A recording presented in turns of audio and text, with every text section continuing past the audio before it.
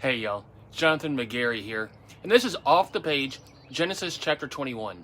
And this is what God caused to jump off the page to me today. In the first half of chapter 21, we read that God kept his promise to Abraham and Sarah, and they had a son in their old age, Isaac, just as God said they would. We also read of Sarah telling Abraham to evict Hagar and Ishmael and send them away. Sometime after being forced to leave, Hagar begins to despair and give up hope of survival.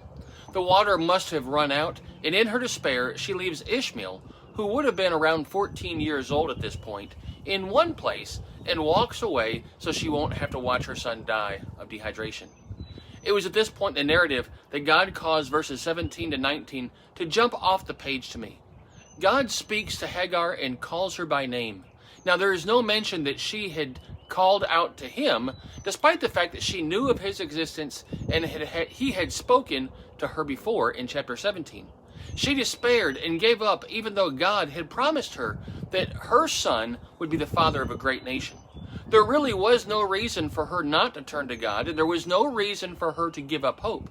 But isn't that just like us at times? Don't we lose sight of the Lord at times of great trouble, hardship, and desperation? The amazing truth is that even when we fail to look to God, he is looking upon us.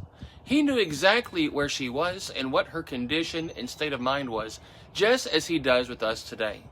He sought her out when she did not seek him, just as he will do for us today.